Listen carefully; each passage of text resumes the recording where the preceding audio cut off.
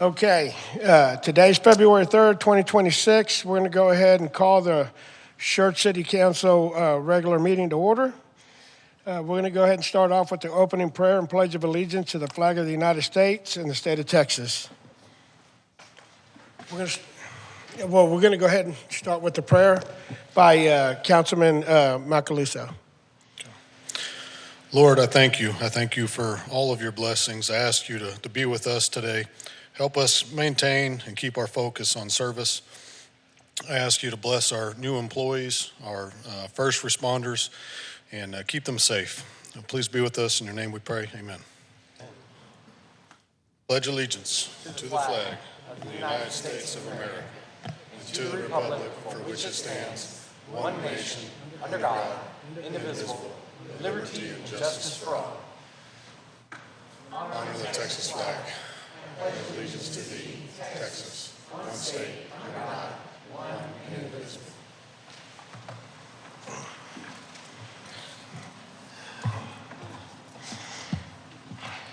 Thank you for that, Councilman Macaluso. We do have a special announcement. The Hal Baldwin Scholarship. Students attending for the Hal Baldwin Scholarship need to sign in on the sheet located in the back of the podium. If you're watching remotely, please email Sarah Gonzalez at sgonzalez@schertz.com to virtually sign in. Please direct any questions to Ms. Gonzalez. We'll move on to proclamations. At this time, we have a proclamation, United Acts of Kindness Day, February 3rd, 2026. Councilmember Hayward.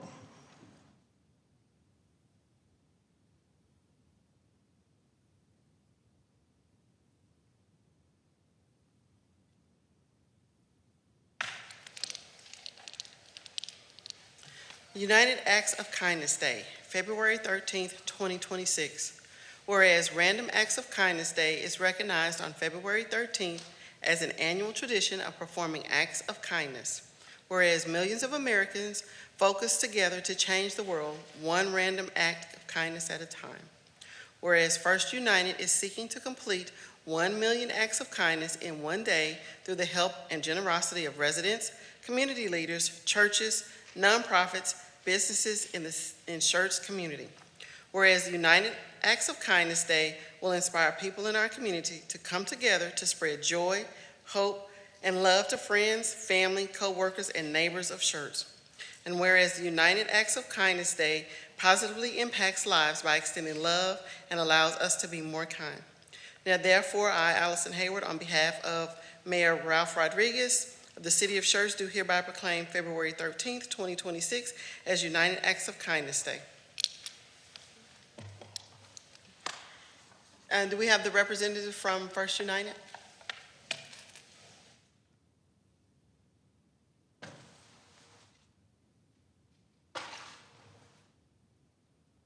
Thank you. That's fine. That means it's very important. Yes, it is.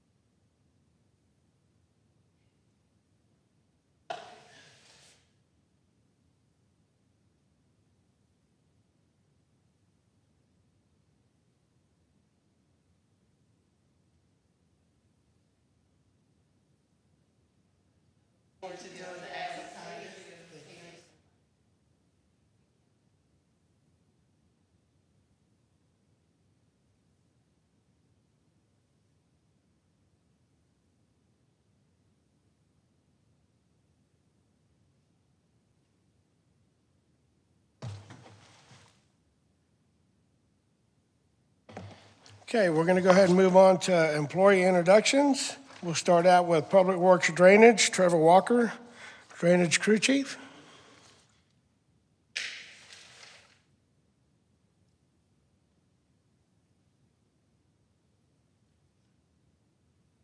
Council, I'd like to introduce a new employee to the Drainage Department, Richard Medeles. Started with us the 15th of December. Some of his hobbies and activities he likes to do outside of work is spend time with family. Everybody likes to barbecue, so that's always a good one. Likes to spend his time off with his son and his family, of course. Everybody loves family time. If he could visit anywhere in the world, he says Cuba and Mexico. So, just want to say thank y'all for the opportunity. Grew up in Schertz, so. Okay.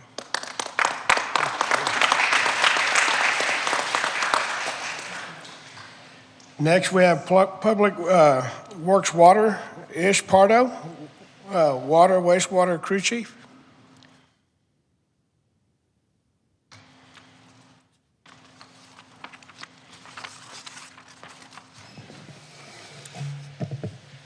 Good evening. My name is Ismail Pardo. I'm a crew chief, Water Wastewater Department. First, I'd like to introduce Brad Oliveras. Brad was with us a while back and went to the Army for 4 years, and he missed us and came back to us. One of his favorite movies is Goonies, a classic. His favorite movie, music is rock. And one of his places he would like to travel to would be Japan. Okay. I also have Daniel Rodriguez here, Water Wastewater Department. One of his favorite movies is Star Wars. Metal and rock music. He's also in a band. What is your band? Morda. Plays in a band. And one of his places he'd like to visit is Hawaii. So these are the two guys in the wastewater department. Okay. I can say something. Say anything? I just want to say thank you for having me back, and I'm here to serve, so thanks. I just want to say I'm liking church so far. I came from Bexar County Public Works, and everyone's treated me nicely so far. Thank you.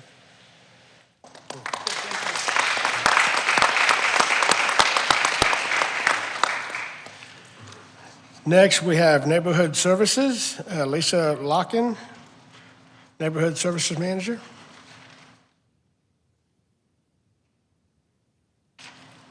Good evening.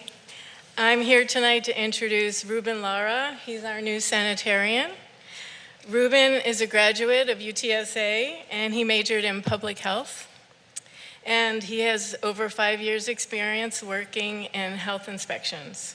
He's originally from Edinburgh, Texas, and he's been in the San Antonio area for 12 years. He's happily married, and he's the proud father of 2 children.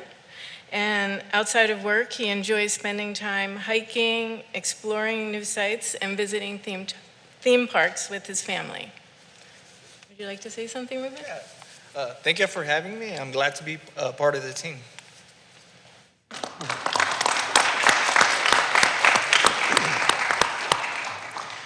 I'd like to take an opportunity to welcome all our new employees, and we definitely look forward to seeing the contributions they're going to make to the city of Schertz and to the residents of the city. So once again, let's congratulate them for coming on with the city of Schertz.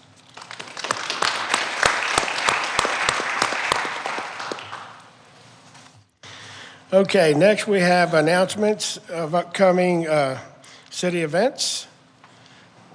Sarah Gonzalez. Thank you, Mayor. A few announcements for tonight. So the first one is on this Friday, February 6th, Council will be having their strategic planning retreat.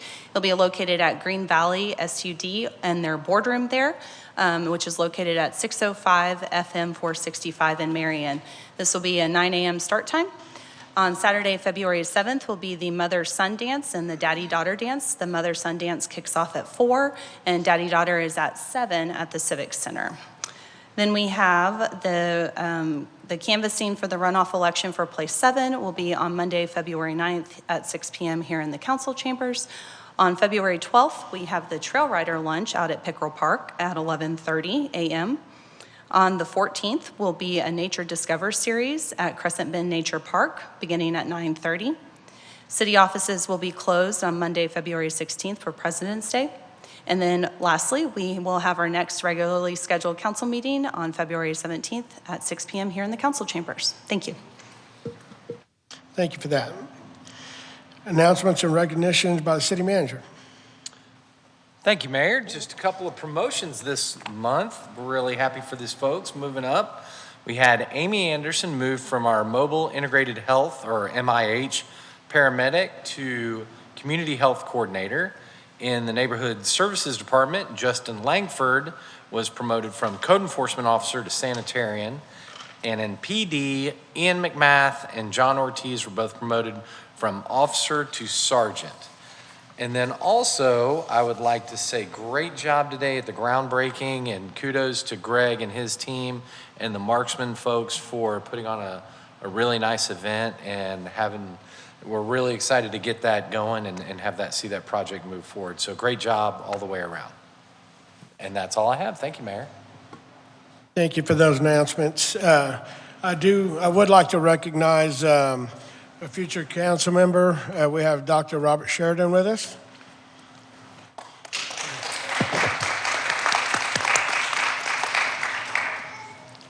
And I also wanted to take the time to also recognize the men and women of Schertz EMS, Schertz Fire Department, for assisting the city of Cibolo on a structure fire where they went in and saved a life. So, Chief, thank you, men and women, for their efforts. So.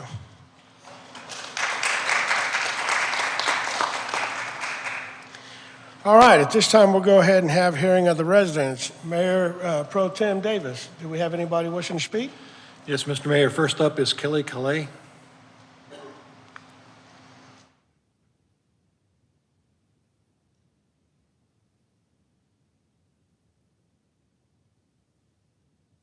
Good evening, Mayor, Council, City staff. My name is Kelly Calise. I work for the Schertz Police Department, but I am here for as part of the Chamber's Leadership Corps program. And so I just want to thank you for the opportunity to come and watch a City Council meeting for this program. Thank you.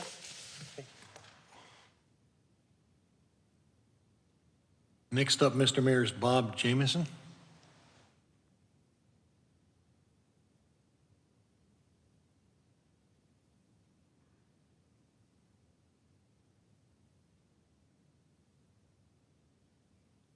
Bob Jamison, 4504 Brush Creek Drive, Schertz.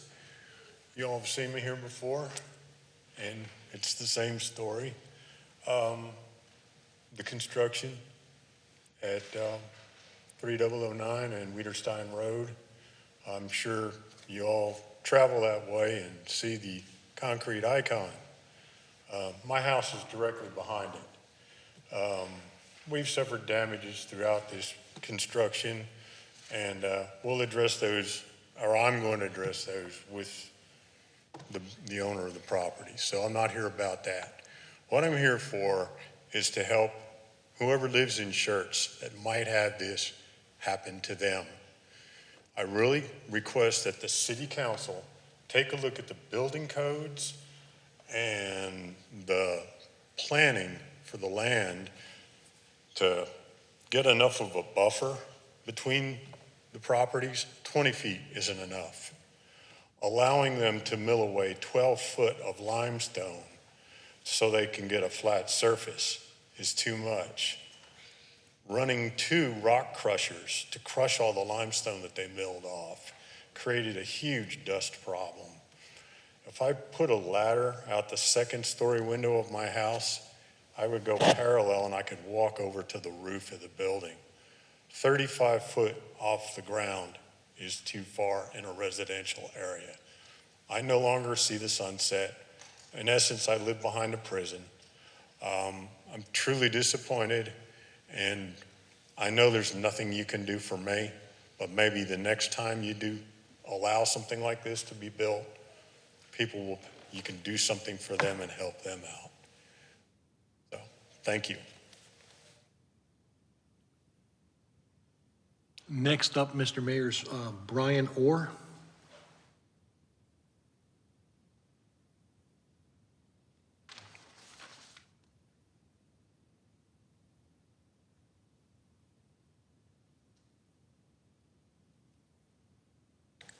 Hello.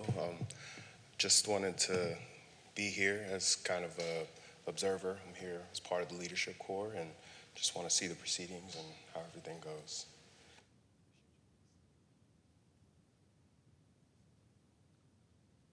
Mr. Mayor, next up is Maggie Titterington.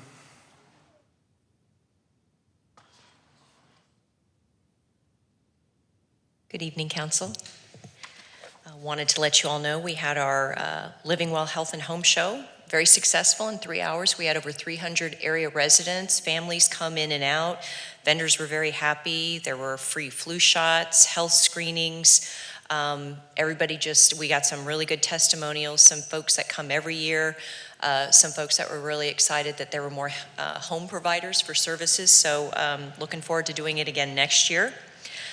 On the 17th of February, the much anticipated and awaited State of the Cities for our luncheon. We are predicting we will be sold out because we have a lot of people already registered for that. So all 3 cities have been mum on the word about what their videos are about. So again, we are very much looking forward to seeing those videos and the presentations of all the successes of the cities from last year and all the projects coming up this year. Also, ironically enough, since you're already going to be at Green Valley SUD at 9 o'clock this Friday, we are actually there ribbon cutting them for being in their new building at 9 o'clock. So this will be a great opportunity to have you all as part of this picture. But they want to officially recognize their brand new building, which is beautiful. They opened it up a little bit over a year ago. But anyways, if you have a free moment before you all get started on your strategic, would love to have you part of that. And we do have 2 ribbon cuttings for this month that are at the Kramer House. One is on the 20th at 1:30 for Taylor & Taylor. And the second is on the 25th of February at 10 a.m. for Living to the Plus. Whenever we have the ribbon cuttings at the Chamber House, it's because they are either a home-based business or they're too far away and they want to be, in our city to show what they have. So if you're available, the 20th at 1:30 or the 25th at 10 a.m. And want to give a shout out and thanks to Allison for coming out to Collection Station in Schertz. What a beautiful townhome area that is. The amenities, you feel like you're at a retreat and you're right there in Schertz, just down the road. So they're very proud of it. They're very excited about it. So if y'all haven't been out there to take a look, you need to go take a look. Very last, we're already looking at legislative issues for next year's session. I met with my government affairs liaison, Michael Carpenter, and if there are any issues that start revolving, we're waiting till after the primaries happen before we actually sit down and start discussing possibilities. We know bills will not be filed until November, but it doesn't hurt to start looking out for our cities and our businesses now. So if there are any conversations you all would like to have, any ideas you have going around, whether it is city related, whether it is business related, please shoot Michael or myself an email and we'd love to hear your thoughts. Thank you. Mr. Mayor, next up is Jim and Jane Hover.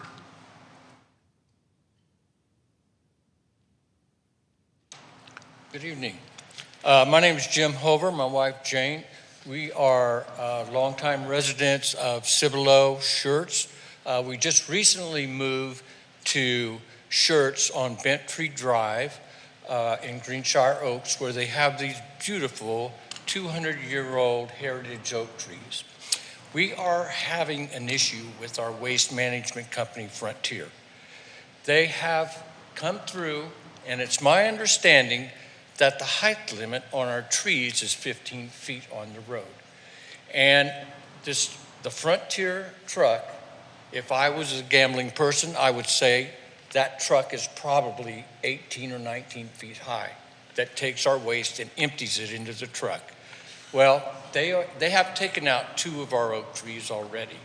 It's a beautiful bent tree. If you haven't been down Bent Tree, it's a beautiful drive. It's landscaped beautifully, but we're having trouble with Frontier Management Waste Company. And we didn't have this problem with Republic.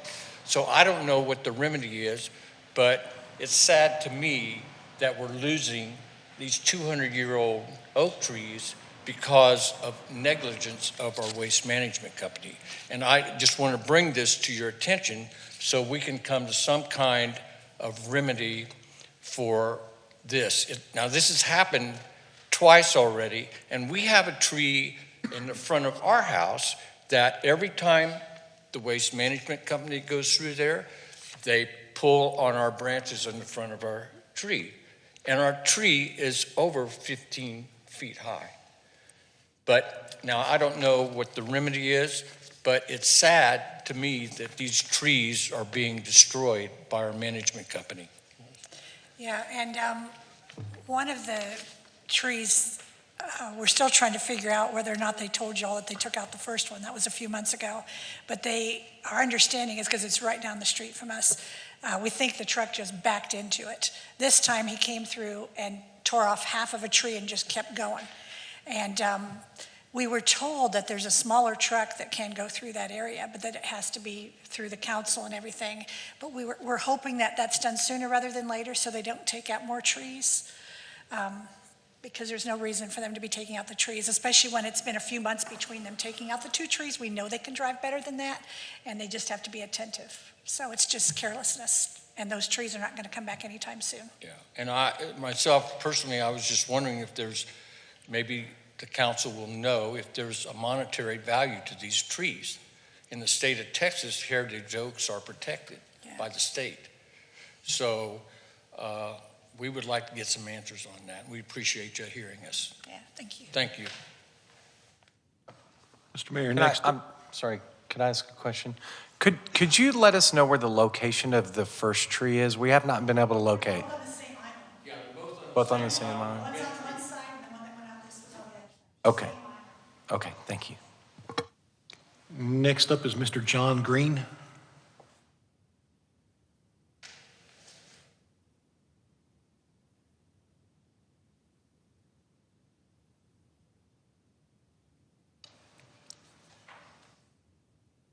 Evening. My name's John Green. I'm a husband, father, and a local attorney, and God willing, I'll be the next county court of law judge after the primary on March 3rd. I want to come here, introduce myself to y'all, tell you a little bit about myself, why I'm running, and what I think I could do better. So just to start out, what is the county court of law? There's 2 county courts of law. It's county court of law number 2. They're sister courts. They have the same funding, same staffing, same everything. And they're able to handle a variety of cases. This is family law, juvenile, civil, probate, and criminal law. But after 2021, County Court of Law, the one I'm running for, has recused itself from criminal, family, and juvenile law. But those cases have to go somewhere. And so all of those cases have been bottlenecked into County Court of Law 2, which has created a huge disparity in the amount of cases each court's seen. In fact, I got a public records from the 2025 year. County Court of Law number 2 had 1,800 cases filed in it that year. County Court of Law had just under 600 cases. So it's a 3-to-1 ratio, the amount of work that these courts are taking on. And the reason that this is important is as Guadalupe County grows, more and more people are moving into the county, more and more cases are going to get filed over the next 4 years. In addition, we used to have 4 district judges. As y'all may know, we just lost Judge Steele due to redistricting. So all of his cases have to go somewhere too, but they can't go to this court because it's not taking the family law, or at least it wasn't until very recently. In addition, I just don't think this court's being run very efficiently, and currently it's essentially a part-time court. It only has docket about once a week on average, and actually made a demonstrative. I got the public records for the schedule for 2025, and I put that on the calendar for January through September. So as I'm going through, I'd like to show the council members is what we're looking at. You can see in green dockets that are actually held last year, red are the ones that are canceled. About a third of the dockets that were supposed to be held in 2025 were canceled, and it's just because of so I think that with the right leadership, we can actually increase the amount of dockets that are held from once a week to 5 times a week to make it a full-time court. And I think that the numbers we're looking at, the 600 cases filed in this court versus the 1,800, I don't think that's fair to the staff for County Court of Law number 2. And I think that we can balance that out. So my goal when I come into office is to take on criminal law, family law, and juvenile law in order to split the caseload between the 2 cases, and also take on more jury trials. This court has only held 2 jury trials the last 8 years. The sister court has held 15 jury trials. So the disparity in workload is astronomical here. So I just want to, again, introduce myself, tell you why I'm running, and tell you what I think the problems are in this individual court, and specifically how I plan to fix it, which is by taking on the caseload that I don't think is being taken on right now. So I appreciate your time very much. Thank you.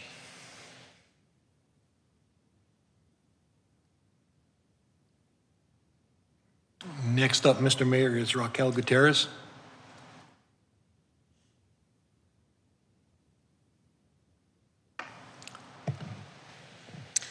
Good evening, Mayor, Council, City staff, and Schertz residents. I'm Raquel Gutierrez. I reside at 1016 Silvertree, and tonight I'm announcing that I am a candidate for City Council Place 6. I'd like to share a quick story because it'll explain why I care so deeply about our community. As a military spouse, we relocated to Schertz the summer of 1991. The population hovered around 8,000 residents, and FM 3009 was a 2-lane road. Our 13-year-old daughter would ride her bike on what is now a 5-lane FM 3009. Back then, that felt completely normal. Today, most of us would not consider that safe. Back then, Schertz didn't have big box businesses, fast food restaurants on every corner, because at the time, Schertz didn't have a need for them. That alone tells the story. Schertz has grown significantly and will continue to grow. Today, our population is roughly about 45,000, and growth demands smarter planning and responsible budgeting. Memories matter because they reflect what Schertz has always been about: community, family, safety, and strong quality of life. Let me be clear. My approach, because I believe in conservative values, responsible budgeting, and real accountability to taxpayers. Our city budget should be treated as a top responsibility because it impacts taxes, services, and the trust residents place on city leadership. My vision and priorities are straightforward. Keep Schertz safe, keep Schertz strong, and make sure the basics are done right. I'm committed to be laser focused on public safety, strong support for first responders, maintain quality of life, keep Schertz a desirable place to live, make smart investments in infrastructure that keep pace with growth, water, roads, drainage, and well-designed traffic flow. Economic development planned responsibly to address potential deficiencies. I've made Schertz my home for more than 3 decades. I've seen and lived the growth. I'm ready to help guide what comes next with steady and responsible leadership. I invite you to connect with me. Let's talk about your neighborhood, your concerns, because Schertz deserves informed voices and stronger voter turnout. I'd be honored and humbled to earn your support, and I respectfully ask for your vote for City Council Place 6 on April the 4th. Thank you for your time, and thank you for staying engaged. Thank you. Mr. Mayor, that's everyone that's signed up for tonight. Okay. Since we have no more hearing of residents, we'll go ahead and move on to the consent agenda items. The consent agenda is considered self-explanatory and will be enacted by the council with one motion. There will be no separate discussion of these items unless they are removed from the consent agenda upon the request of the mayor or council member. Council members, do we have any items needing to be removed from the consent agenda? Yes, Mayor, number 5. Okay. We're going to go ahead and remove Resolution 26-R-018, authorizing a letter of support for the TxDOT project to construct a grade-separated crossing of FM 3009 over the railroad tracks and FM 78 in the city of Schertz.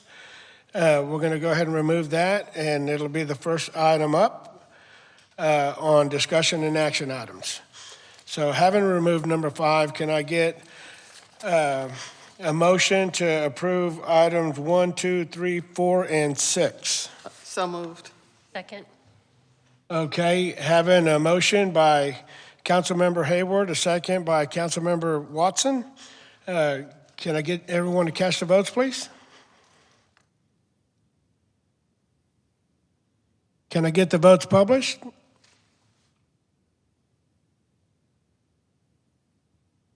All right, having 6 yeas, no nays, motion passes.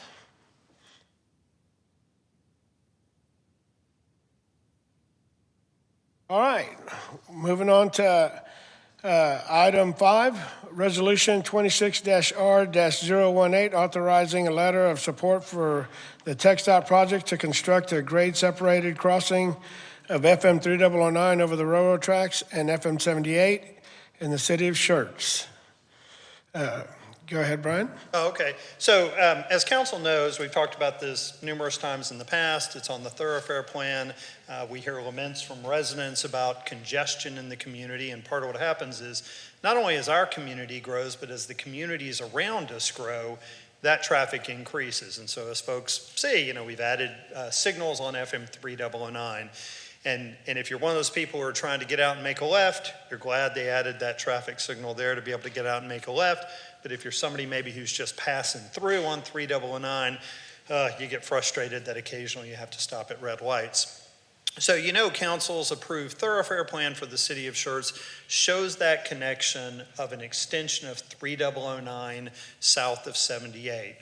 One of the things council and folks in the community now know is our public safety, our first responders, if they're trying to get down south in Schertz to respond to an emergency event, they've essentially got one way they have to go to pass through on FM 1518. Obviously, we see it now as people drive on 1518 in construction, that slows that down, but there's a lot of congestion.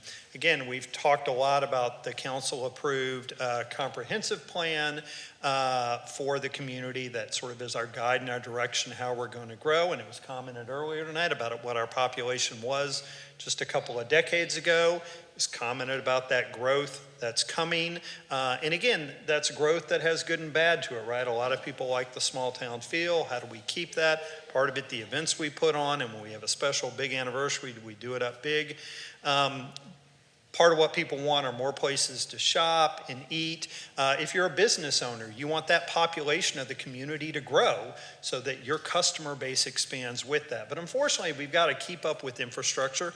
That infrastructure at times lags, and there's good and bad to it. As I said, the signalization of FM 3009. If you're trying to make a left out, you love that they put a signal. If you're just trying to pass through, it becomes problematic. So with that, you may recall, maybe prematurely, there was an announcement that funding for that grade separation had come in. It hasn't actually come in, and so we have been working with TxDOT based on our pushing for this to create that grade separated crossing. And as you know, if you look at 3009, it can't go straight through the way it is. It's got a bend and veer. It becomes problematic to have an at-grade crossing of two roads that don't line up. We've all experienced congestion there and wondered what they're thinking. The other problem we've got is we've got to get over the railroad tracks, and again, to have it function efficiently, we really want that to get over FM 78 as well. And so we've had a number of public meetings on it. And again, what TxDOT is doing is they are seeking funding sources wherever they can. And when they do that, they look to the communities and the folks impacted and say, we'd like to get a letter of support. And so that's what this item is a letter of support to help get funding so that we can hopefully eventually get that project fully designed, any right-of-way acquired that may be needed for, and then eventually constructed. Again, these things take a long time, and this is the first step in that. So I'd be happy to answer any questions along with the city engineer.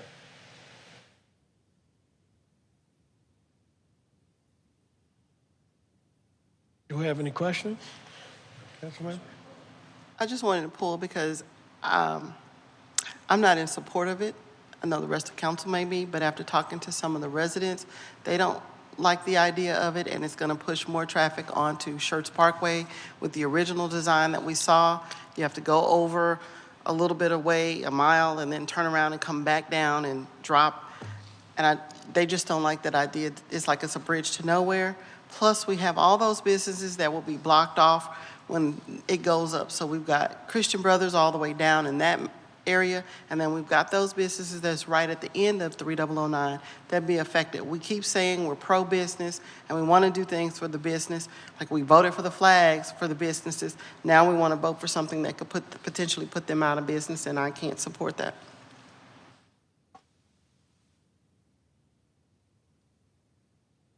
Do I have any other council members that would like to voice any concerns or have any questions? I might offer this, if there's concern, and well, I guess we can see how the vote goes, but if there's concern, maybe we could have TxDOT come and give a presentation, or their engineers give a presentation on the layout of the roadway. I'm not recalling it exactly that way. Yeah, so I think certainly what we can do, a couple of things, right? We can have TxDOT come back and propose something again, or the other thing we can do, certainly if there are concerns that the community and the businesses in the community would be better off, we can certainly do a study if we don't have an extension of 3009 south of 78 at all, or if we do a grade separated crossing or an at-grade crossing and what the impacts on traffic would be. And I certainly appreciate those concerns, right? I mean, I think this is where I said when we've got this, there are pros and cons to everything. Whenever we want to expand a road, right, we hear from residents about Weiderstein, right? And old Weiderstein, oh, it's a mess. We need to get it, we need to get it improved. We're going to have to go out and acquire right-of-way for that. And there are going to be people that are affected by that and don't like that. And I think the one thing I would say on this is that when we had looked at this issue and studied it before, the big thing we looked at was, well, what if we don't do anything, right? Which is an option, right? We don't have to extend 3009. We don't have to do a grade separated. As I recall, though, and I don't have the data, but traffic significantly became problematic. And I think the concern at the time is we do a disservice to a lot of our businesses when traffic gets so bad because there aren't ways to get there and go. And so I appreciate the concern. Again, so one option we could do is we could bring TxDOT back, why they have the design they have, what the problem is that causes them not to be able to keep a bypass route open at grade going forward. Or we can do a study to analyze, we're doing an update of the thoroughfare plan, we could pause that and we could have them do an analysis to say, if we don't do anything with 3009, we just leave it the way it is, what are the implications of that, right? And then council can make an informed decision. That might be to not do anything, to not have the extension, to not push for a grade separated, and that you prefer the other option. But as I recall, when we dealt with this, the problem we have is the significant impact on traffic, and then we get those calls and those frustrations, so I can't move through the community. But those we're happy to do. Any recommendation from council? I think that maybe just the timing that TxDOT can do on the traffic lights would be maybe the place to start. I don't know where they time it during the peak hours, just having that information to us, maybe because I have some people that I know that do work for TxDOT and said the timing is a little off and it could be adjusted. Maybe that might do an issue. I've left messages with TxDOT and they don't return my calls, so. Okay. Yeah, let us see what we can do. We can certainly reach out to TxDOT and note that TxDOT folks are saying that the signalization is somewhat off and can be adjusted and be approved. And I know we've had TxDOT reps come to TSAC before and speak. We can certainly have that. So yeah, we can certainly go that direction as well. Mr. James, can they confirm, like you're saying, if we don't do anything, the situation is going to be the way it is.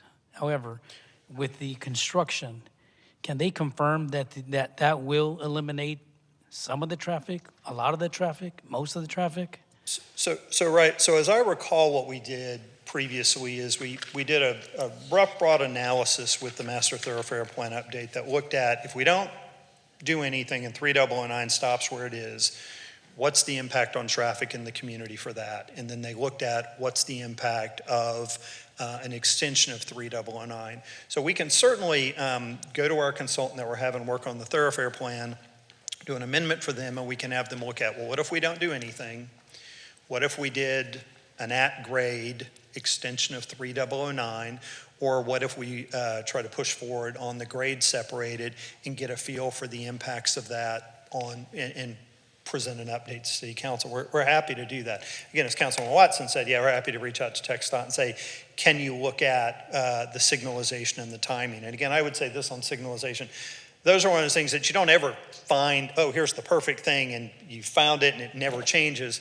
You go back a year as traffic pattern changes and grow, and you have to adjust. So I agree, you have to stay on it. But yeah, we're happy to look at all three of those options, and that way council can make an informed decision on how you want to go with this. I just want to mention one thing that I don't think we touched on so much, that the importance of this is also not just for the traffic, but for emergency services. There's no direct connection between north of 78 and south of 78 from 1604 to Seguin. There's no way for emergency services or any traffic to get across the railroad tracks when there's a train. So this is a location where it's feasible, not ideal for everyone, for every single business, but feasible and reasonable. Yeah. But again, there are an infinite number of options we could certainly explore and look at to try to minimize the negatives with things. Councilmember Westbrook? Yes, Mayor. So I sort of am in favor of getting TxDOT to give us more information, but more importantly, you offered. So we would do it. I doubt okay. TxDOT's going to do a study on it. TxDOT's probably going to, I mean, I'm going to be blunt, TxDOT's going to say, right, thought we were headed this direction. So yeah, we could certainly pay our consultant to do these analyses, yeah. All right. But I'm more interested in the effect on the businesses. I don't know if you can present that one, so. Yeah, I mean, so I think what Councilwoman Hayward has talked about, right, is that the issue you've got whenever you create a grade separation where there's not one, is those businesses were right there at street level that people could turn off the road and in. They can't do that, right?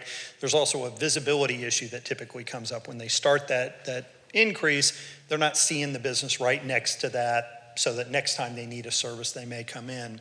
And in this case in particular, the problem that TxDOT has in particular with UP, the railroad tracks, is they cannot get approval for the grade separation and maintain, as we understand it, an at-grade crossing over the railroad tracks. And so in particular, the business Christian Brothers Automotive and the shopping center there have concerns because they're negatively impacted. I would agree with that entirely. They are negatively impacted by it. I would say more particularly the little retail center than Christian Brothers, and in part of that is, you know, in my experience, when I need car repair services, I know where I'm going for car repair services. I know how to get there, and I get there. It's rare that I'm driving along just looking, going, my car's on fire and I need to pull in someplace, right? But you do have that.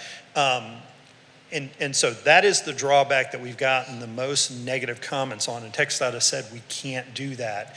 Now, again, I would offer, I'm not sure how you make a left out of Christian Brothers ever. Maybe it's easy. Maybe people do it all the time and it's not too bad and it's pretty straightforward, and maybe it will continue to be very easy to do as the population grows. But again, as council may recall at times, we occasionally hear from folks, we don't like this situation, we don't like this situation, and then ironically, a few years later, we get them coming back as this natural change occurs that will, right? This traffic's gonna grow, and they lament, why am I experiencing this situation? And they forget it's because they stood up a number of years before and said, I don't want you to do anything different here. And that, I think, is really the problem, right? It really is this thing of what do we do? Ideally, we could find a way to maintain a grade, at grade, have the grade separated, and don't have those challenges. TxDOT has said they cannot get approval at this point. Now, again, we can continue to push that, and I think staff has when we've had those conversations, and anything we could do to make this adjustment would be great.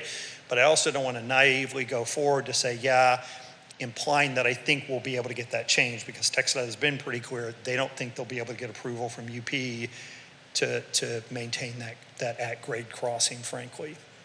Okay, Mayor Pro Tem Davis. Yeah, so even if we're going to look at some other alternatives, just to have that discussion, is there any reason why we would not submit a request for a potential grant?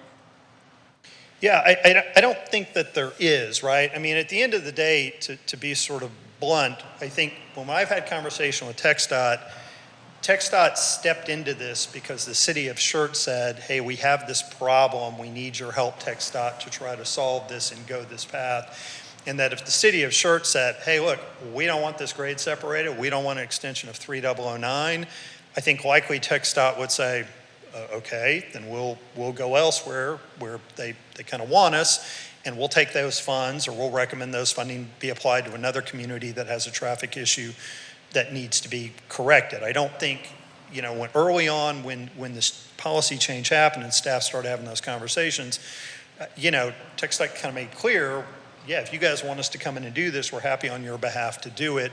And so we could certainly pull out at some point going forward. So I would say this, that if council is now of the position that unless we can do this without any negative implications, we don't want to do it, then I would say you don't vote for this tonight and we come back fairly short order, because I'm not sure it makes a lot of sense to spend the money to do these traffic studies if no matter what that study says, we're not going to do a solution if it has any negative consequences, because we're not going to find any solution without a negative consequence. The only thing I would offer to you is to do nothing.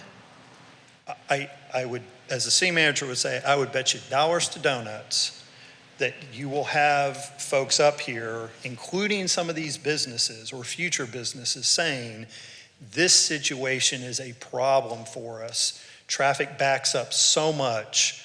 And again, if we have an instant where we can't move from southern Schertz to northern Schertz, people are going to say, why did we not make these decisions? And I think the other thing I'll offer is, if you look around San Antonio as a good example, and you see where they made decisions for the reasons they made them at the time or with the information they had, but subsequently proved problematic, where that creates challenges, right? So, if you look at 410 in San Pedro and San Antonio, for example, that's a mess because you didn't have the freeway system. You then have 281 bend around.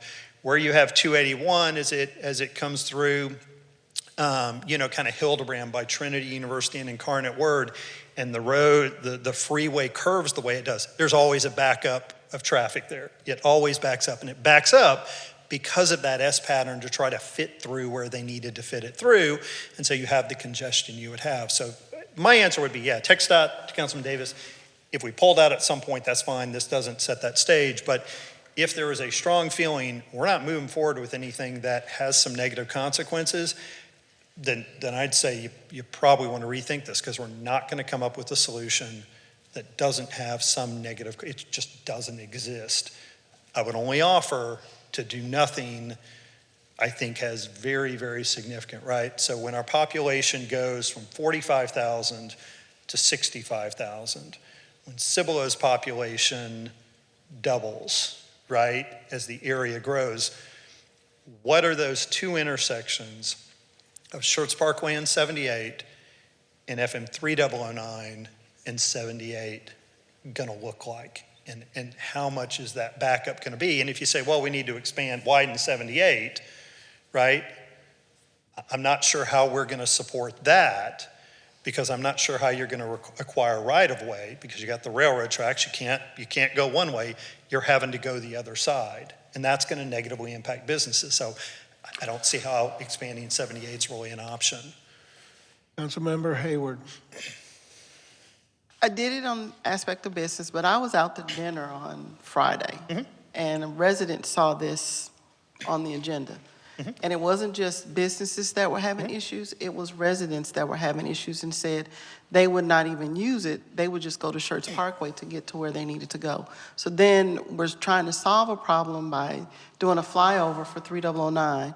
And if other people are saying, hey, I'm just not going to do that because it's extra and I don't want to do that, and then we throw more traffic on the Schertz Parkway, did we really solve the problem when I'm sitting at dinner and someone starts talking to me and I'm trying to enjoy dinner?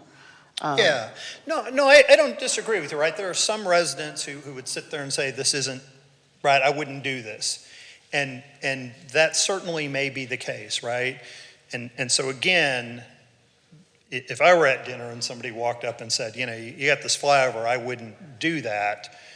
My question would be so how long would you wait at Schertz Parkway in 78 to make that turn, right?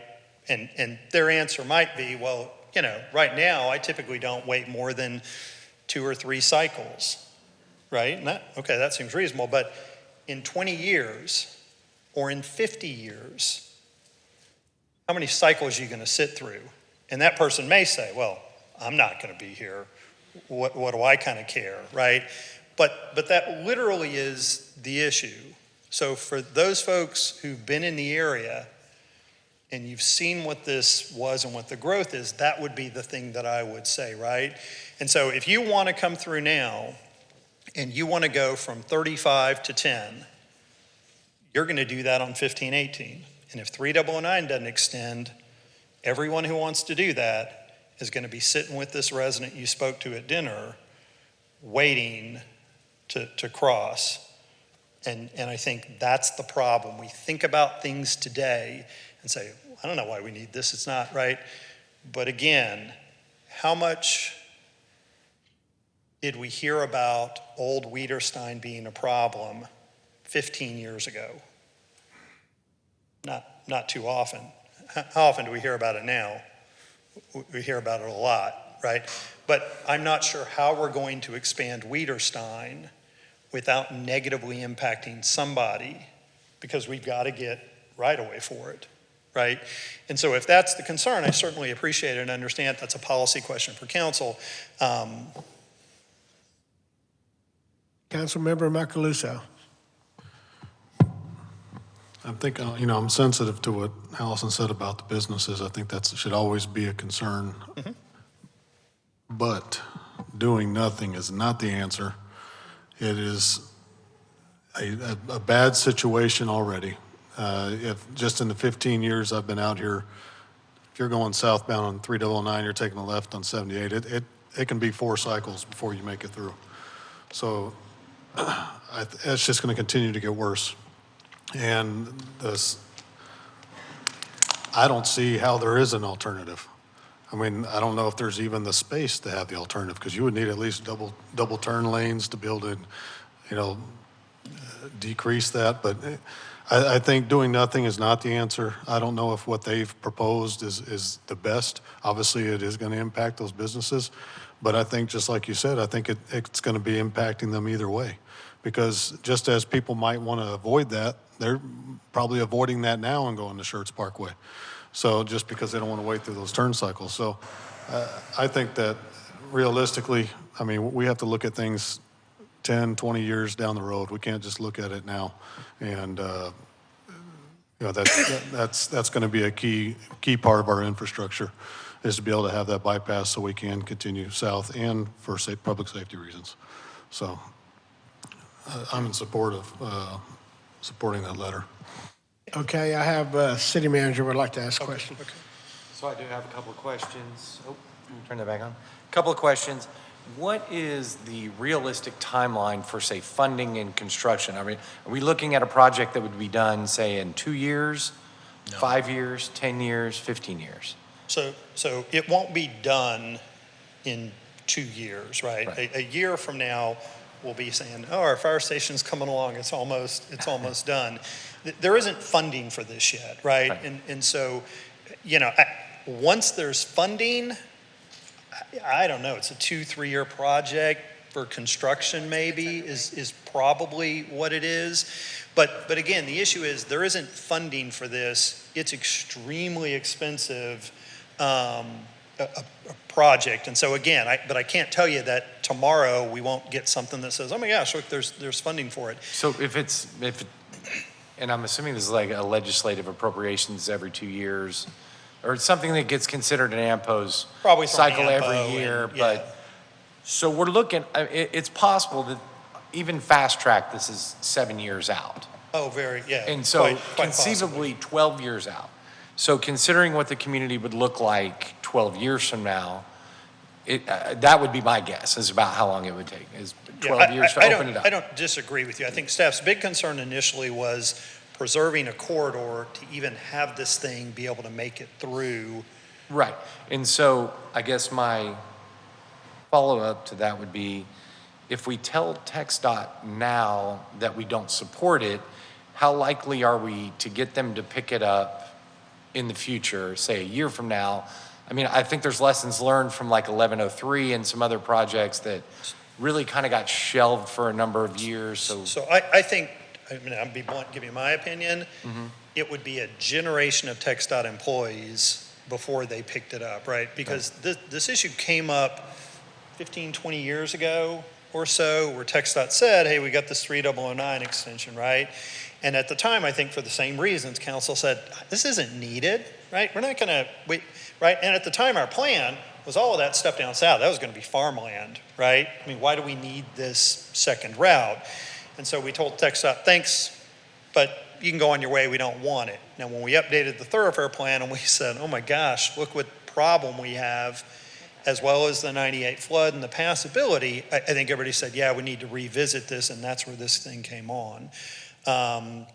You know, and I will just say this, just for clarity, this is not the only challenge we have in making this connection of 3009. We have a challenge where Redbud Parkway has been built, and that's kind of the name of it, and Schaefer. It is a challenge to get through there, and so we're not going to make everybody happy with that. So if we do this this is I think it was $130 or $40 million project, or maybe even more is what it was in the funding queue for. I can't remember the latest, but that's probably accurate. Considering the impact on our community and the cost to do the project and the extension of Redbud, or whatever we want to call it, all the way down, I mean, you're talking in the couple of $200 million range, I think, by the time everything's built. There's a big impact on our community, aside from the congestion and everything else and the movement and the potential for economic development. I think we could even consider something to the effect of doing an incentive program for relocating some of these businesses if they are negatively impacted, and they could receive the benefit of being in a better spot with high traffic, and the financial impact loss on our community would be much less. I mean, and I think and just let me say, staff clearly understands from the comments we've received from council, try to push for a solution that impacts folks the least, and we will continue to do that. At the same time, what I don't want to do is string people along and say, oh, we're going to push for you, we're going to fight for you, when I want to be more realistic and say, I'm not sure we're going to get there, right? But I think to your point, what does the world look like in 12 years or 10 years? And what solutions do we have? Because again, I'm sort of a firm believer that if we're still sitting here in 12 years and nothing has happened, I'm not sure how you make a left into those businesses or how you make a left out of those businesses, and then what's the impact on that? Ironically, maybe they shift and start doing auto body work for all the crashes that happen when cars are trying to make those turns. But I think we just underappreciate what that traffic looks like, right? You hear stories and stories of how construction activity and the traffic that comes with that puts people out of business. Well, the same thing happens, and I think your point, when you start avoiding intersections. And as you said, yeah, it's if you drive 78 3009 Schertz Parkway in the morning rush hour peak time and in the afternoon peak time, it is a mess already. Again, grade separations, we understand, is not an option at 1518 because of the flight path of JBSA Randolph. And so to your point, we've tried to look, and this is kind of the spot. Doesn't mean somebody didn't come with anything else, but I think it's just a challenge. Again, don't mean to not sound empathetic. I certainly am. We will push for it. But we are really concerned that what happens to our community down the road. And again, I'm going to come back, as Kathy pointed out, we literally have one way to get between central Schertz and southern Schertz. And even if you look at what happened with 1518, they had to neck it down and narrow it down to deal with JBSA. And so we're not going to have quite the efficiencies we had initially hoped there. Councilmember Guerrero. Mr. James, you were saying that the project from start to finish, ballpark figure, 7 years? Well, no, I have no idea. The construction is going to take a number of years. So just to be clear, the construction's not going to happen quickly. But this is a huge amount of funding, and who knows when that'll rise to the level, right? Because it's a really expensive project, and we're all competing for the same pots of money. Cibolo, Selma, everybody out there is scrambling. Bernie, right, are all after the same pot. So I can't tell you. I think to Steve's point, we're not anticipating this thing is going to happen in the next 5 years, for sure. I'm not optimistic it's going to happen within the next 10 even. I think within the next 20 maybe, but I don't know what you think. Who knows? Ballpark figure, what would be our population in 10 years? So in 10 years, assuming we're going a little bit less than 10,000 people a year, right? So in 10 years, we're probably 52,000, 53,000. But here's the thing I would say, and this I think we struggle to get folks to understand. That's our population. But what is the population of Cibolo by that time? What's the population of Marion by that time, right? Because you have all this background traffic. We think about Schertz residents and Schertz people, but look at all the folks. I mean, when you go to Seguin, how do you all go? I go down 78, right? I mean, that's the way I go. So you got all this background traffic. So the only thing I would say is you have to look at the increases in traffic based on this larger growth in the area. And I think that's the key thing, not just a Schertz population. But we're going 750, 800 people a year, typically. So 10 years, we're going 7,500, 8,000 people. Thank you. Councilmember Hayward. So I get that we need to do something. I'm not saying we can't do anything. But what if could it possibly be where it's a flyover and then maybe like a turnaround or a turnabout underneath so that those people that are trying to get to the business, they don't go over the railroad track, they can get to the little businesses over here, and then it's a cul-de-sac underneath to swing those people back so that they can. What the layout?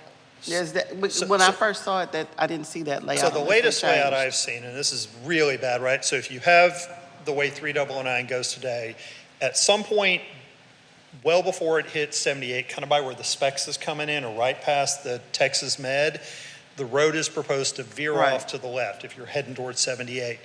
At that point, there'll be kind of an intersection there that you can make a right on and you can get to those businesses and then turn around and come back out. Okay, so when I first saw it, that's not how the plan was. It was just not going to give us that lane from what I remember from the photos that we had like a couple years ago. And I'm sorry, remind me again because I want to make sure I'm not giving the So impression something different. when I remember seeing it, it was going to where the storage center is.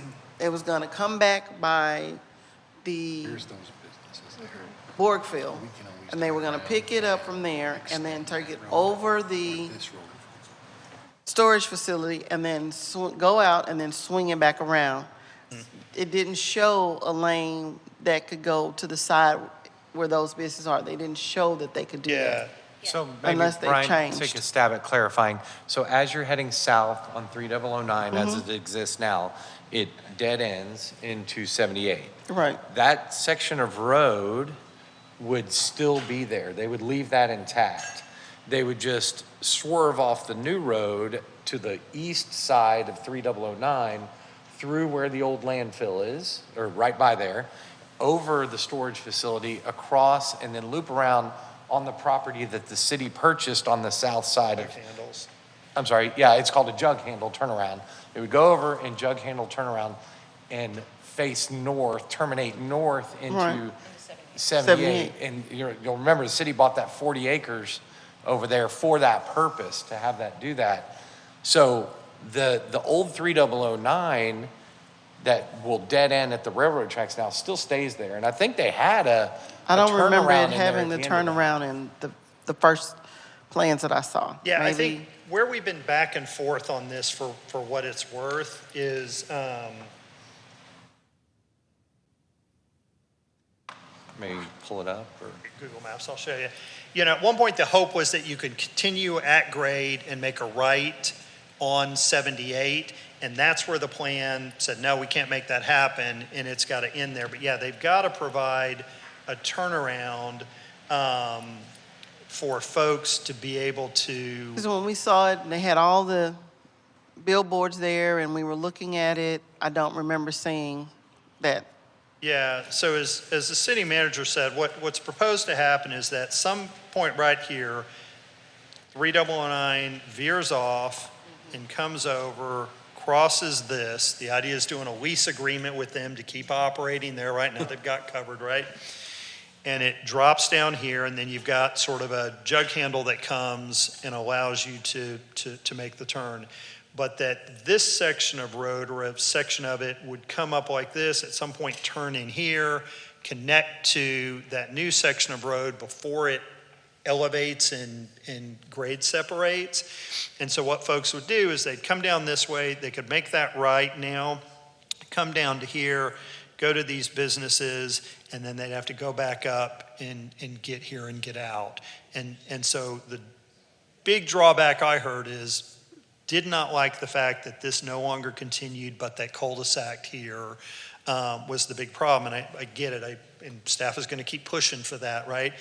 But TxDOT was not optimistic it would happen. And so, you know, again, I think as Steve said, what's the world going to look like when this thing happens? What are our solutions at that point, right? I think part of what happens in these cases that I've seen is, yeah, part of what occurs is some of those businesses may change, right? The business that relies on a lot of drive-by visibility, it's not going to do as well because it doesn't have it. But again, I'm going to go back. I tend, at least from my perspective, an auto repair shop, I know where I'm going to take my car, right? Unless you happen to be driving on the freeway, you look up, where do I go? You find out where it is. Often they're in a place that's not quite as visible, right? But now with your phone, they're easy to find, right? We're not back in the days where I'm pulling out a paper map, right? We look up auto and it tells us when we get there. And so, yeah, it you know, I don't know that it's necessarily, you know, smoke toke, CBD, and vape shop 14, that may be impacted negatively by the lack of the pass-by traffic. I mean, that's a good example where they go, this location's not as good as it was because I don't have that drive-by. I'm just somewhat skeptical that Christian Brothers is impacted the same way, but I don't own Christian Brothers. I acknowledge that's not my business. Councilmember Westbrook. Yep, so Mayor, just so I can clarify, what are we trying to accomplish tonight? What's the problem here? Because we started off with a letter of support, now we're trying to solve traffic issues. And I think it's related. What we have for you tonight is a letter in support of TxDOT's request for a funding source to help bring this project about. And I think it's a valid question that if we're not sure we want this project, then why would we move forward with this? I think as Councilman Davis said, doesn't mean we can't pull back down the road. So it's really to help get funding for this to try to make it to fruition. But it's my impression this is not full funding of the project by any stretch of the imagination. Can some of the issues, if we pass this resolution and get the letter of support, can some of the other issues like financial support for some of the businesses be resolved in the next 4 or 5 years? Yeah, I think certainly saying, I would say this, right? I would say that staff certainly understand as this thing moves forward that our goal is to develop a layout that impacts the businesses in the area as little as possible negatively, and we will keep pushing for that. And then as this thing starts to come to fruition, we think it's going to happen, to me, that's where our time is well spent saying, all right, now that we know what year it is, it's now 2035, 2040, right? Who knows, maybe it's 2028. We say, what's things look like now, and what are those tools that we want to put in place to fix it? I think we're better off doing that than coming up with something now that won't make sense down the road. Mayor, can we call the question? Yes, I feel like we've discussed this enough that we I feel, have enough information for us to be able to vote, to be able to move forward, or to either move it to another meeting if we need more information going forward. So can I get a motion to approve Resolution 26R-018? So move. Second. Okay, we have a motion by Mayor Pro Tem Davis, a second by Councilmember Watson. Can I get everybody to cast the votes?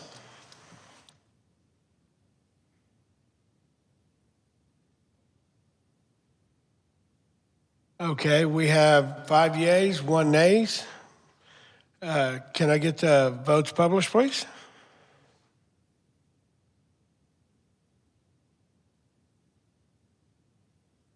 Okay, motion passes. Okay, moving on to action item 7, Resolution 26R-010, authorizing a service and maintenance agreement with Honeywell for Public Safety Station Alerting Services. Do we have Mr. Bluebird? Council, Mayor, and City Management.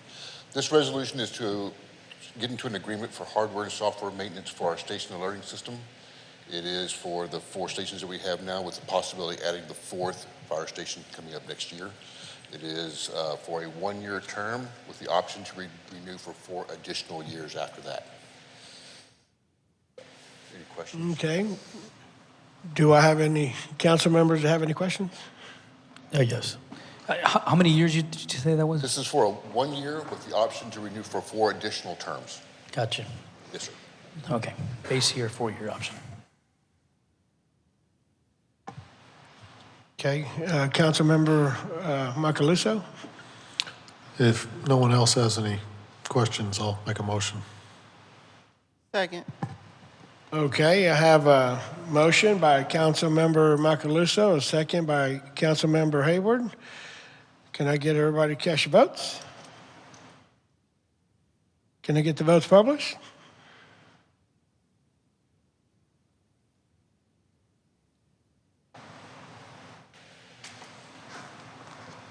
Having 6 yeas, no nays, motion passes. Okay, moving on to item 8.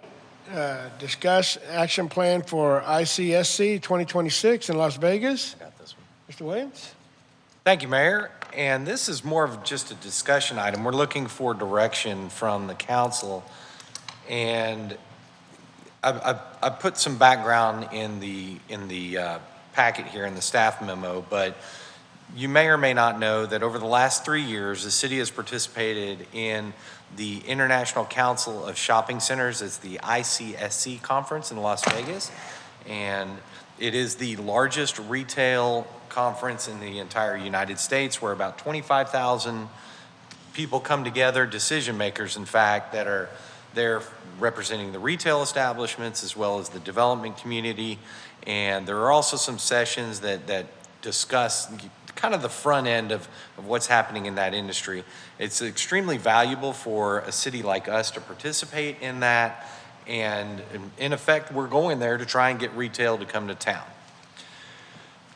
We have done it for 3 years in a row. This would be the 4th year in a row to do it. And we've kind of had varying degrees of success. The first year, somewhat being amateurs, us not having gone before, we didn't have much of a strategy, but we did make some headway in terms of learning the landscape and looking how to proceed there.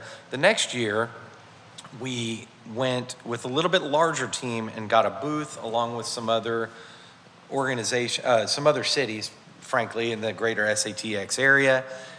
We don't feel like that was very successful. We weren't able to make as many contacts. Last year, what we did is we slimmed down the team to 4 people, and it was Scott, the Executive Director of Economic Development, and Amy, the Assistant Director, and the Mayor, Mayor Gutierrez, who's here tonight, and myself. We went as a team and we broke up and we were able to hit meetings one after the other. And if you've ever been to the Las Vegas Convention Center, I don't even know how many millions of square feet. I think we walked a bunch of miles and had a bunch of meetings. We had over 16 meetings in 2.5 days, which was exponentially higher and more effective than we were able to do it in the past. And we actually had several really good conversations that carried on. Even when we got back to Schertz, we were able to continue on, and that we feel like we helped close some deals that were pending for Schertz Station, as well as generate some new possibilities and leads that we are actually still working on. So the intent tonight, we feel like that's an effective model, that kind of seek and destroy model, small team meeting, and getting as many meetings in as we can and maximizing our time.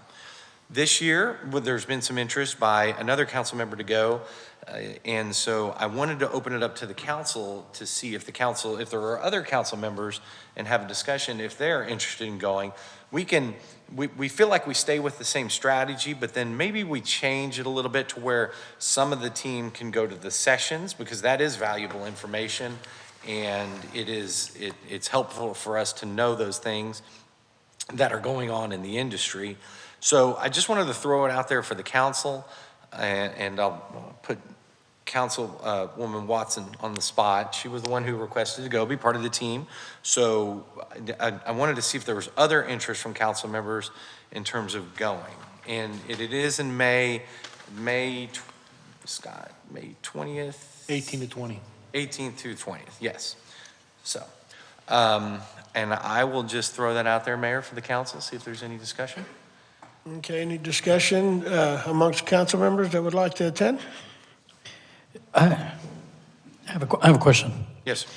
Mr. Williams, you said the first year it was like minor, very little success. Second year, about the same, maybe a little bit higher. Third year, it was much success. Is that correct? I think we were more successful. Yeah, I mean, gauging by the number of meetings and the effectiveness in those meetings, I feel like the last year was the most effective, yes. We went to 16 meetings in 2 days, effectively. So the program is increasing is what you're saying, according to the track record? Not the program. The program is the same. It's just how we've been able to meet and have those quality discussions has gotten better. Thank you. And I'm not suggesting that we don't have more people go.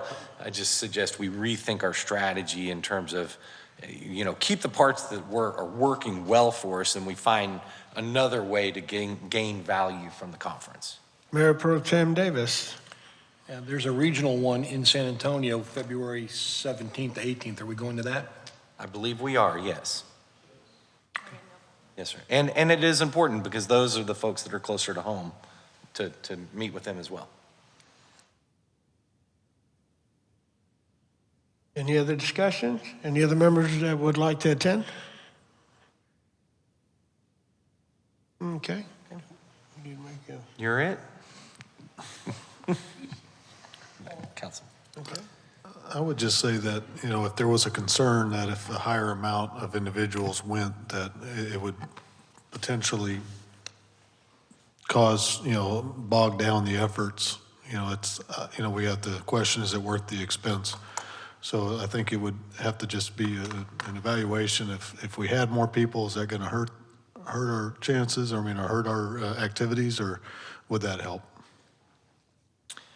Yeah, I might kick this to Scott as well, but in my opinion, I think, and Scott can maybe describe the way the booths are laid out. It's pretty packed with people, and you maybe have room for a couple of people to sit and talk to that developer or that retailer, and it does it requires a certain level of expertise as well and knowledge. That's why staff is there, because it's a different world, and if you're not ready for it, I mean, things move quickly, and they're expecting it to move quickly as well, the people you're talking to. So Scott, anything you want to add to that? Thank you, Mr. Williams. What I will tell you is when you get there, there's just a whole bunch of booths, and it's the largest retail convention in the world. And those booths are just jam-packed with people trying to get the FaceTime with the Texas representative that's working that booth for that company. So you have to really more or less make a pest of yourself and try to linger in that area. And it's easier for one person to kind of linger in the area and kind of work its way in than it is for a group of four. And this will be my 26th ICSC. I've been with the city of Live Oak in the past, and we've had 2 people go. And the most, maybe the mayor has went along too, but she's also had a very limited role to where she shows up for the meetings, she shakes hands, and then we get out of there so they can continue their leasing discussions and things like that. The impetus for this tonight is they've changed things up on us. It is now Monday through Wednesday, and they're also not letting you register for hotels until you're registered for the conference. So we went ahead and grabbed hotels for the 3 of us who are going from the city. So if anybody from the council is going, we need to know that 4 people. 4 rooms? 5? We got 5. Okay, we got rooms, but they required us to get the rooms in advance, and you couldn't get them prior to registering. So I don't know how we have rooms if we don't know who all's for sure going, but we're going to get there one way or the other for sure. Councilmember Westbrook. Yeah, sorry, Mayor. Maybe this was a topic better suited for at the end to put something on the future agenda. Just a concern I've heard over a period of time is the number of dentists, nail places, you know what I'm saying? Maybe you won't see any dental or nail people at ICSC, I promise you. Maybe you get some more diverse. It's just a comment that I've heard. No, I'll be candid and respond to that we are working very hard to attract restaurants, and a lot of the signage you see at Schertz Station, we met with those folks, and we are working towards getting more of those types of folks. We are focusing on what we hear that people want, and it's a business decision for them to invest in our community, and we're there to try and sell ourselves to them and ask them to invest in us. Councilmember Guerrero. I have a question for you, sir. Just to be more effective, if we send a group of personnel down there, how many would you recommend? You know, I would say groups of 2 as you're hitting the booths are effective, but when in the meetings, probably a group of 3. So, I mean, in the past, we've kind of divided and conquered on a couple of these meetings. We divided up in the mornings, joined up for the meetings, and then divided back up. So a group of 2 or 3 is optimal when you're getting in those booths. Gotcha. I just want to be more effective because, I mean, the things that we don't have here in Schertz, like Trader Joe's, Central Market, HEB, BMW, things like that we don't have, that most or a lot of residents want, that would be effective. We certainly understand that. All right. Any other questions? All right. We don't need a vote on this, do we? No, sir. So the direction I think we have is that it'll be the same type of team as last year with Scott and Amy, and I will be from the staff, and then the mayor from the council, and then we're adding Councilwoman Watson. So if that's, and unless there's anybody else who would like to be added to the team, I just ask them to speak up now so we can make arrangements. And there is a bit of a timing issue, right? The hotel rooms go fast, so that's why we're bringing it to y'all now. I would potentially be open to going again. So that would give us 2 teams of 3. Okay. Well, that's how we'll proceed then. Thank you. Thank you. All right, item number 8 was just for information purposes only. No action to be taken on item number 8. Moving on to item number 9, we're going to open up a public hearing on ordinance 26-M-002. Conduct a public hearing to consider amending Chapter 90, Article 5, Water and wastewater capital recovery fees, Section 90-142. Definitions, Capital Improvement and Advisory Committee. Mr. James, or, I'm sorry, Woodley? Hi, you're stuck with me. Oh, let's have the public hearing first. Do we have anybody that would like to come up and speak on behalf of ordinance 26-M-002? Going once? Going twice? All right. So we opened up at the public hearing at 7:24 and we closed it at 7:25 with nobody coming up to speak. Go ahead, Ms. Woodley. All right, I'll be brief. So this is simply a definition change. We're not changing impact fees. We're not changing anything else in the ordinance.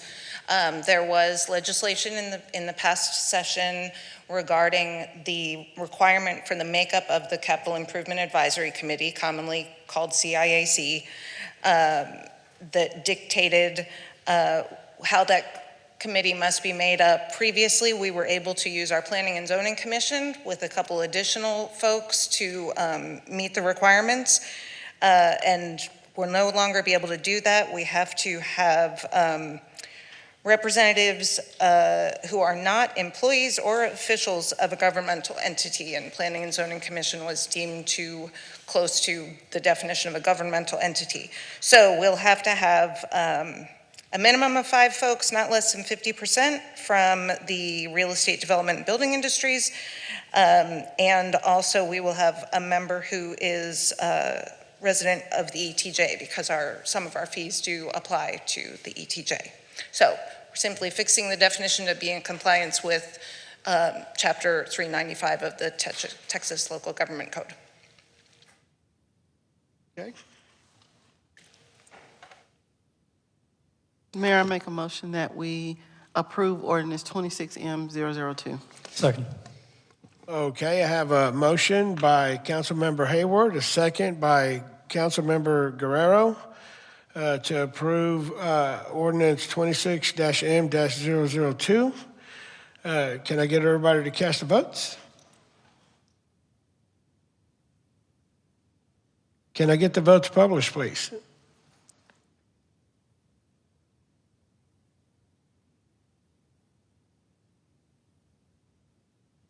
Okay, having 6 yeas, no nays, motion passes. All right, we're going to go ahead and move to requests and announcements. No discussion to occur on these other items. So requests and announcements by the mayor, council members for updates or information from staff. Anybody needing any information from staff? Okay. Do I have any council members that would like any presentations or any agenda items to be placed on future city council meeting agendas? No? Okay. Do we have any city and community events attended and to be attended that y'all want to present? Yeah, I attended the Parks Board at the last meeting. Nothing at this time.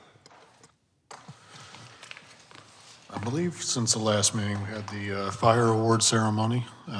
We had 3 officers that retired their ceremony as well, and then the Station 4 groundbreaking today. Firefighters banquet, I attended that. Firefighters banquet, Mayor. I attended the ribbon cutting at the Schertz collection. They look like homes. It's amazing what they've done. They spared no expense. I guess I could say expense, but they just really made that a premium rental home area. The finishes were amazing. I attended the police retirement and the Main Street Committee meeting, as well as the ribbon cutting today for the fire station. That's all. Okay, and I attended the mayor's workshop that was held in the city of Santa Clara, and also the ribbon cutting for station number 4 today. Having no other announcements, we're going to go ahead and adjourn this meeting at 7:29.